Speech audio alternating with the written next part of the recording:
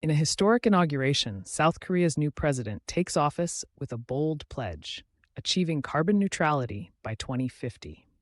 Surrounded by cheering crowds, the leader unveils a green energy vision, symbolized by solar panels and wind turbines projected behind the podium. This commitment marks a decisive shift from fossil fuels, aligning with global climate goals. The speech emphasizes urgent action, setting the stage for nationwide transformation. And scientists present alarming data.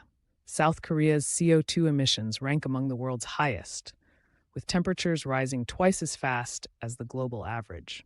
Graphs show record-breaking heat waves, melting glaciers, and intensified typhoons. The president warns that without drastic action, economic losses could exceed $100 billion by 2050. This stark reality galvanizes the administration's resolve to act swiftly. The president convenes a national task force comprising climate scientists, economists, and youth activists. Their mission: draft a feasible 2050 roadmap within 100 days. Digital maps highlight emission hotspots, industrial complexes, and congested cities. A holographic projection displays a countdown clock, underscoring the race against time to restructure Korea's energy grid and industries. Major conglomerates like Samsung and Hyundai signed binding agreements to transition to 100% renewable energy by 2040. Behind the signing ceremony, prototypes of hydrogen-powered trucks and carbon capture factories showcase Korea's industrial innovation.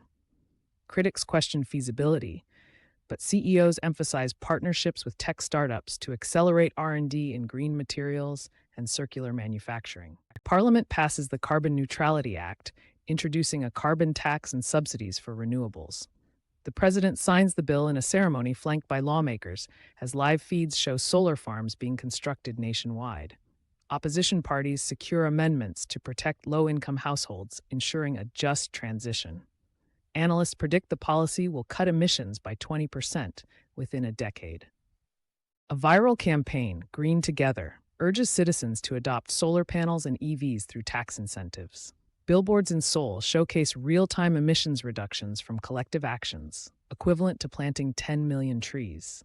Neighborhood competitions reward zero-waste households, while apps track individual carbon footprints. Surveys show 70% public support, though rural areas lag in infrastructure. Construction begins on the world's longest underwater hydrogen pipeline, linking wind farms to industrial zones. Time-lapse footage shows highways retrofitted with inductive charging lanes for EVs.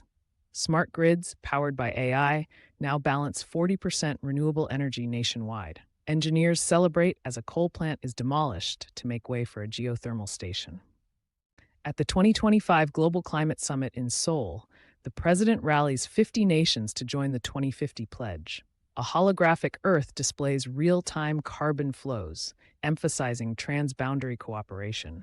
Korea pledges $500 million to fund ASEAN renewable projects, positioning itself as a climate diplomacy leader. Critics note the absence of major emitters like China, but momentum builds. By 2035, Korea achieves a 50% emissions cut, exceeding targets, as renewables power 60% of the grid. Dashboards in Seoul's control tower show live data. Coal use has plummeted, while EV sales dominate 80% of the market. Urban farms thrive on former factory sites, though challenges remain in heavy industries like steelmaking, now testing hydrogen injection. In a heartfelt farewell address, the president reflects on Korea's journey from climate laggard to leader. Montages show reforested mountains, children playing in solar-powered parks, and automated green factories. The speech ends with a challenge. The next generation must go further.